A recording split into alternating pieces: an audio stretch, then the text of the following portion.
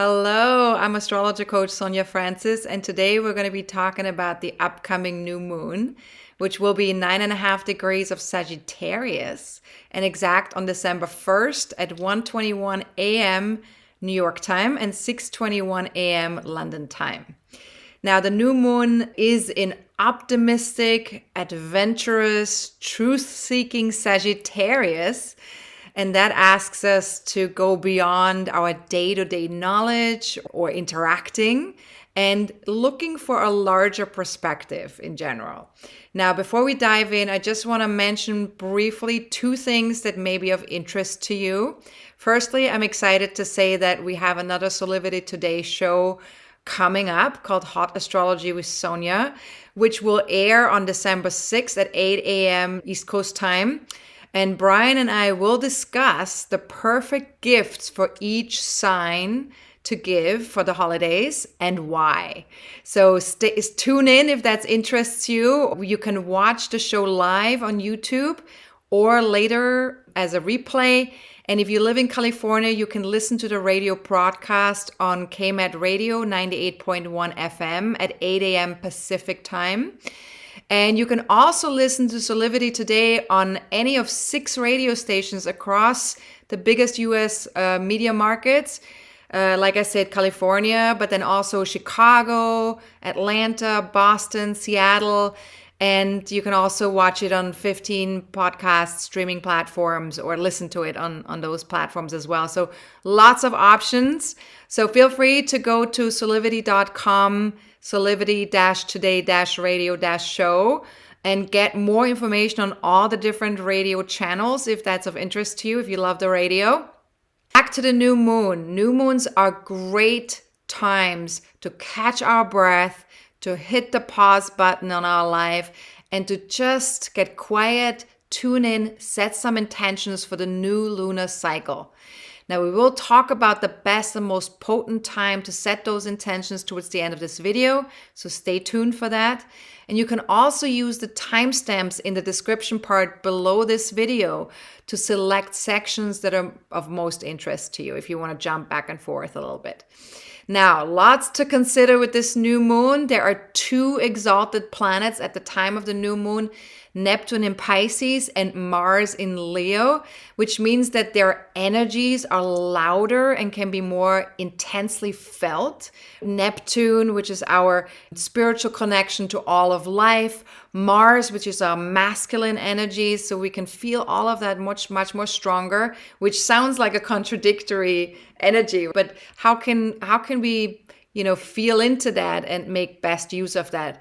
Well, we discussed some of that in our latest webinar, Mercury, Mars, Saturn, and Neptune, all exalted. That's what it's called. All of these planets are exalted. And if you're a star member, you already have access to this. For everyone else, feel free to go to my webinar page on my website, astrologercoach.com, or you can also click on the link below this video to get more information about this webinar. Great 90-minute webinar. Now, Mercury starts its 3-week retrograde phase 5 days prior to the new moon becoming exact on November 25th in the evening. And so Mercury, of course, is all about communication, collecting and processing information, our inner dialogue, our decision-making process.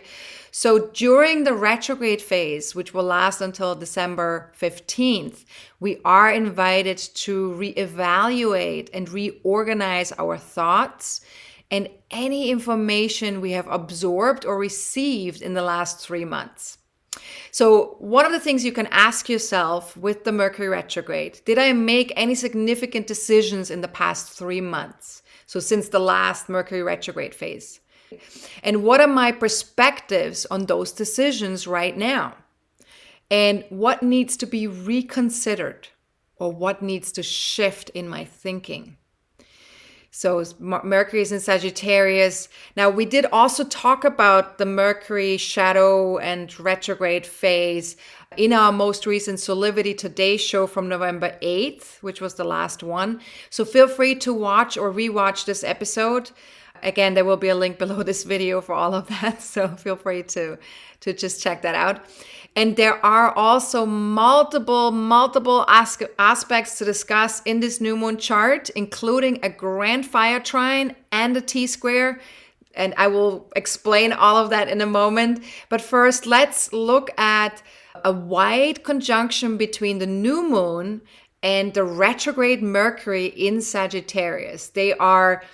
They're pretty far apart from each other, but they're close enough that they will influence each other to some degree. So we'll talk about that.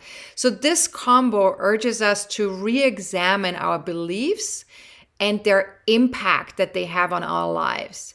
So whether that's religious beliefs or whether that's philosophical beliefs, doesn't matter. Like any kind of story that we tell ourselves, any kind of narrative that we have about ourselves, about life, we're getting a chance to re-examine those during the retrograde phase. Now, it also invites us to re-examine our direct experience of life.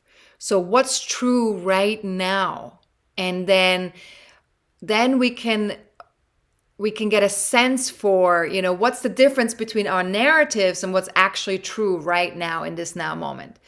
And this is sort of a process, of course, because Mercury is retrograde until December 15th. And once we've been able to examine some of this stuff, we can move forward if we have completed that inner process of re-examination. That's when we get to move forward, right? So first we need to do this inner work, and then we can start to connect to the outside world in a more meaningful way again. So ask yourself, could I be 5% more mindful of the filters through which I interpret life? And could I be present in the here and now and witness things as they are? And what is my direct experience when I ignore my social cultural conditioning? Because remember, all of us have some sort of conditioning. All of us have filters, social cultural filters that we grew up with. We all have biases on some level. So what if we can go beyond those, right? Beyond those conditionings, beyond those biases? What is our direct experience then? So just explore some of that. And if you're new to my videos, just remember, these questions are just there for you to either journal with or meditate with, or to just pose them throughout the next 4 weeks after the new moon becomes exact. And it's not about answering the questions per se with your mind. It's really more about allowing there to be an intuitive knowing that comes to you and allows you to work with these questions in alignment with your higher self, with your higher knowing. So it's really important also with this combination here that we have a direct and courageous approach that really works best. We also like to debate others, pursuing them to share our beliefs or perspectives. So we want to watch out for that, right? In what ways are we trying to persuade others to come to our side? In what ways are we making other people wrong to not being on the same side that we're on in terms of our own thinking and of our own narrative and our own perspectives? So we kind of want to pay attention to that. So ask yourself, where do I insist on being right? And how do I usually feel afterwards when I insist on that? Like a real insistence. And does my truth need to be the only truth there is? And this is, of course, a powerful question, especially in connection with Sagittarius. So if you are a Sagittarius or you have a lot of Sagittarian planets in your chart, then this is definitely something that you also want to engage with more deeply. Now remember that we are the editors of our own experience. We interpret our reality through so many filters that are pretty much determined from when we were born, from our childhood conditioning, from our education, from if you were raised in a religious environment or in an atheist environment, that would influence you. Your culture, the country that you were born into, your gender, your nationality, these are all things that influence our view, our perspectives of other people and of life. So ask yourself, what beliefs, perspectives, or attitudes are worth fighting for? and which are not? And where could I bring a dose of humor or curiosity to the table? And how might humor open things up for me and others? So Sagittarius, because Jupiter is the ruler of Sagittarius, right? And Jupiter has a lot to do with humor. So we can definitely, if we can bring like a dose of humor into all of these narratives, into all of these perspectives that we have about life, that should lighten things up a little bit. It should loosen things up a little bit. And that would make a huge, big difference in how we view ourselves, in how we view others, and in how we view life. Now, we prefer to feel free-flowing and excited about new things with Sagittarius, especially when we can learn or experience something new. So Sagittarius definitely wants to explore, wants to have an adventure. So you can ask yourself, where am I invited to take a leap of faith and try something new or explore something new? So just allow yourself to sit with some of these questions, or whichever questions resonate the most with you. You don't have to work with all of them, obviously. Now, let's talk about all the other aspects connected to this new moon. Now, we have a new moon that trines an exalted Mars in Leo and the North Node in Aries, which creates a grand fire trine. So here we have the grand fire trine. So let's talk about that. That's the grand fire trine is basically a big harmonious aspect, big harmonious supportive aspect. And when you have that happening in the fire elements, healthy fire is fed by joy. It's fed by authenticity. It's fed by self-determination. It's very much, it has a lot of energy to it, fire. And the grand trine in that fire element really brings a lot of optimism and courage and enthusiasm and expansion to our creative projects or our need to be ourselves fully. And also any explorations beyond our current thinking. So this is definitely very positive. We tend to have more of a positive attitude with a grand trine, which helps us take risks and gets us unstuck. We feel more ready to go to the next level or take the next step. And this gives us sort of the energy to also blast through any challenges that we've experienced up until now. So it's an opportunity to really use that fiery energy for whatever is needed in your life currently. So ask yourself, what could I tackle right now that seemed impossible in the past? And what am I passionate about? And what lights my fire? Remember, it's a fire element. So what lights that fire? What brings you to that place of like, oh, yes, I want to move forward. I want to do this. I want to go for it. Now, speaking of, our fire could also be extinguished in several ways. So let me just briefly talk about that. Because even though there's a lot of fire with that trine, if we don't allow ourselves to really feel that, then we might not be able to make use of that energy. So if we have too much air, that could blow out the fire. And air is, of course, the mind energy. So if we start to over-analyzing things, that could really get rid of the fire. Now, it could also get drowned by excess of water, the water element, which is our feeling body. So if we become emotionally blocked or overwhelmed, that could drown out the fire as well. And then finally, it could get buried under too much earth. The earth element has to do with reality, with things, of the physical realm. So if we resist going beyond traditional values or comforts, earthly comforts, that could definitely bury that fire. So this leads me into the next aspect, which is that T-square that I mentioned earlier.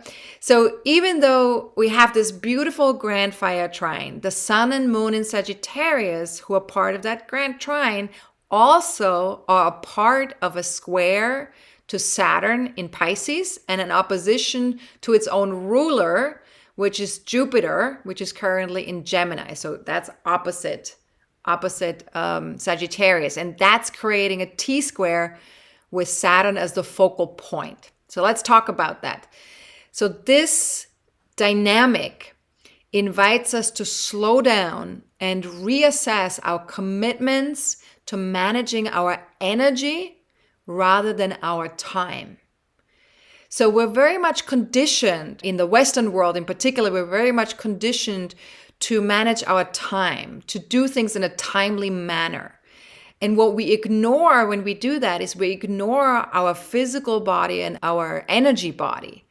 And so we don't really listen in or tune in what's needed in the now moment. We just sort of go by like, I need to accomplish this by 5 p.m. So that's sort of the conditioning that we've had.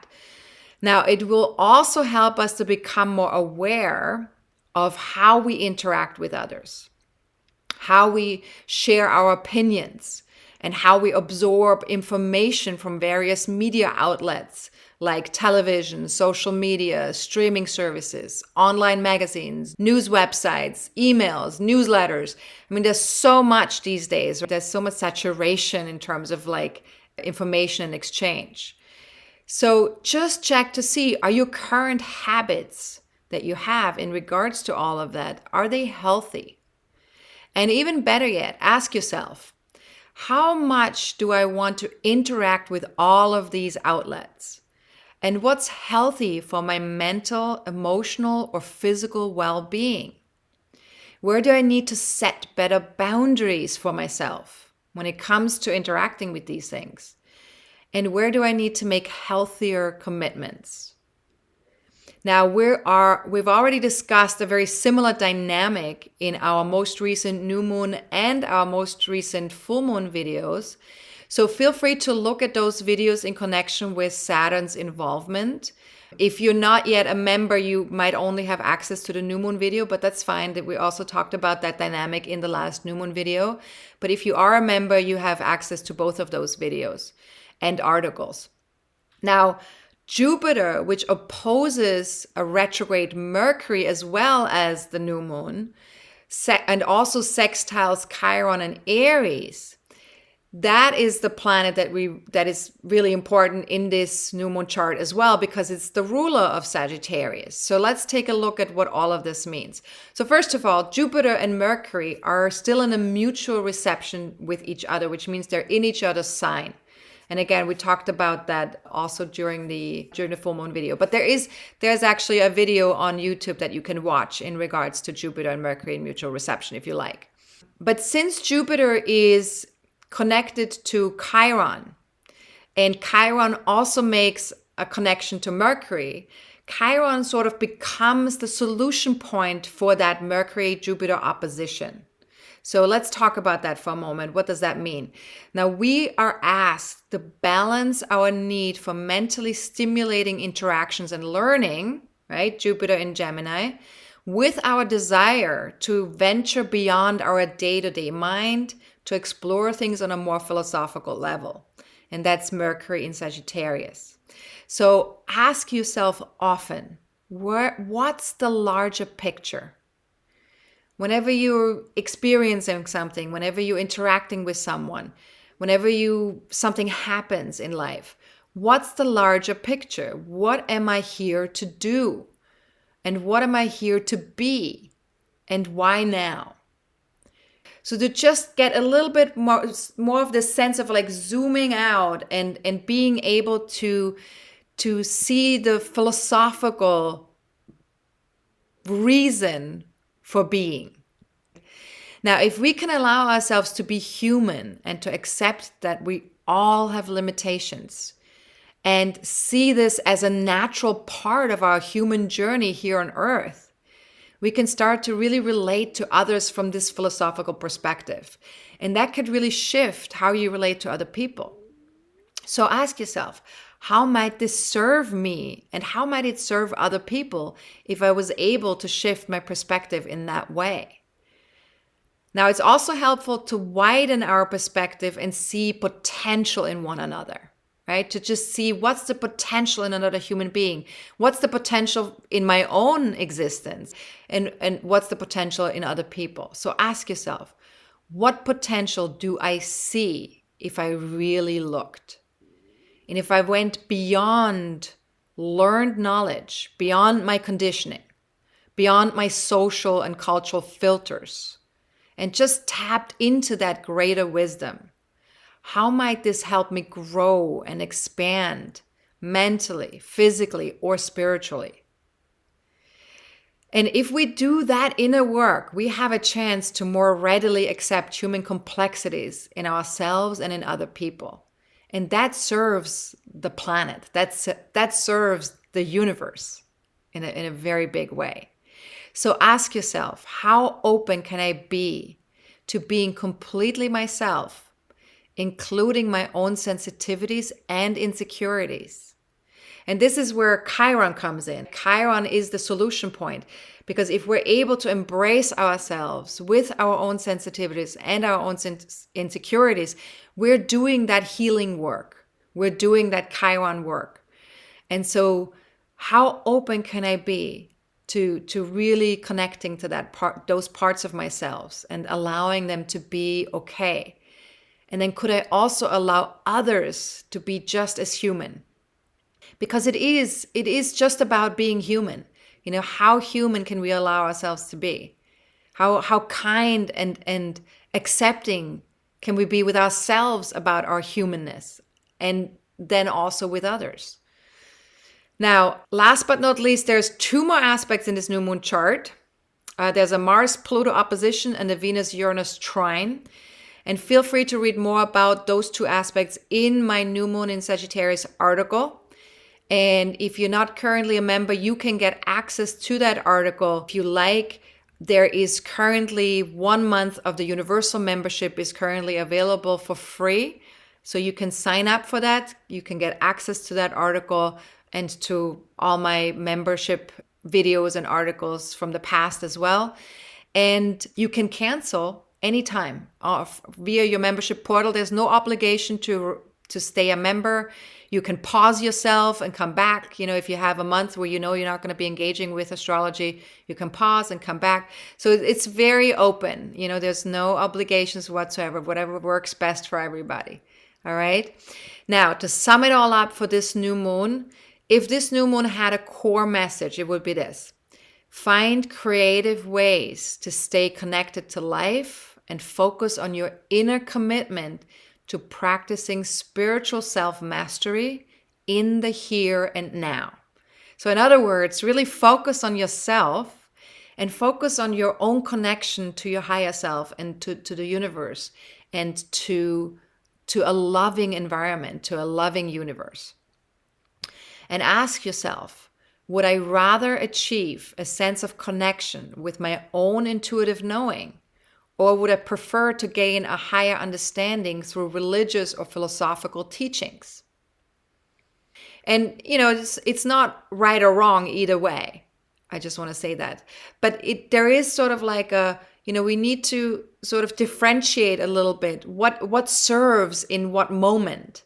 You know, sometimes what serves is to tune in and to get quiet and to calm the mind and to sort of like go beyond our busyness and our constant noise and interaction with the outside world. And there will be moments where, you know, it's going to be more beneficial to search for something, to have an adventure, to explore something different, to explore something new, to read a different book about something that we've never contemplated before, like about a different religion or about a different philosophy that we haven't really engaged with before. So both are valid. Just when do we use what? And then what if I just decided to act with maturity and self-responsibility while practicing being present and going with the flow, even if I don't know where things are headed? Now, we have to remember we're living in kind of uncertain times right now, and it's okay to have uncertain times because life is always uncertain. It's just that right now we're feeling this a little bit more. But the truth is, life is always a mystery. It's always an unfolding. It's always a moment to moment creation. We're creating every moment, and we don't know what the next moment will bring. It's just sometimes we feel more certain, and that's the only difference. But the truth is that uncertainty is just a part of life. So how can we connect, to that being present, being in the flow, even when we don't know where things are headed? And because of that grand trine in this new moon chart, we have powerful stores of energy that we can draw upon when we need them. So definitely take advantage of that. We respond to problems or challenges with spirit, with enthusiastic and even admirable confidence. So really let yourself feel that. Don't talk yourself out of that. Let yourself feel that. And ask yourself often, if there was a reason for me to be here, what might that reason be? Where am I headed? And what do I believe? And what do I simply know? There's sort of a difference between believing something and knowing something. It's like when we believe something, we sort of like it's something that's connected to something outside of ourselves, but we believe it to be true. When we know something, it's in us. It's like in our core. We can feel it. We can sense it with every fiber of our body. So there's a real, how can we get to that place of knowing and tap into that? And where do I need to take a leap of faith or just trust? Just trust life, trust myself, trust the part of me that is connected to life, to the universe, to all of life. Now, keep looking at what needs to heal. That's another part of that with Chiron there. And what needs to be communicated, of course, with Mercury, and for a wholehearted connection to yourself and other people. And always just as best as you can. The thing with, as we're moving through these processes, as we're inviting life to guide us, we just need to remember that, it takes time. Things take time, one step at a time. We need to be kind to ourselves and allow ourselves to have this process, to give ourselves the space, right? So as best as you can gives us the space to move through these processes. Now, if you do have an ascendant or any personal planets in 7 to 12 degrees of Sagittarius, Gemini, Virgo, or Pisces, then definitely you will feel this new moon a little bit stronger than anybody else. But even if you don't have points or personal planets in those signs and those degrees, take a look at where does 9.5 degrees of Sagittarius land in your birth chart. And if you don't have a birth chart or you don't know how to look that up, feel free to watch my video, How to Read Your Birth Chart, which is available for free on my website on the homepage. If you scroll down, you get to a thing that says free class. You can click on that and that will guide you to that 30-minute class. Now, the new moon is also the best time to set some powerful intentions for this month's moon cycle. And intentions are always best done soon after the moon becomes exact, and definitely not during a moon void of course phase. So we always want to avoid moon void of course. So this month, the best and most potent time to set your intentions would be anytime between 1:21 a.m. on December 1st and 10:47 a.m. on December 2nd. And then again from 4:09 p.m. on December 2nd until 1:21 a.m. on December 3rd. And all of that is New York time, US East Coast time. And please remember that there will be a moon void, of course, on December 2nd that runs from 10:47 a.m. until 4:09 p.m. New York time, East Coast time. So during that time, you don't want to be setting your new moon intentions. So that's a 5.5 hour window. Just remember that and use that instead to tune in, to allow your intuition to connect to the powerful energies of this new moon while you wait to set your intentions. Now, if you live outside of the New York time zone or East Coast time zone, I recommend that you join me on my Facebook fan page or follow me on Twitter or Instagram. I will be posting reminders on December 1st and 2nd to let you know when it's the most potent time to set your intentions. And then when you see those posts show up, you can just sit down and write your intentions. And if you do need more information about how to set these intentions, check out my article on my website about setting intentions. There will be a link below this video for that as well. All right. Now have a fantastic new moon. If you are a member, I will see you again in about 2 weeks for the full moon video. And we can see how far we've come since setting our new moon intentions.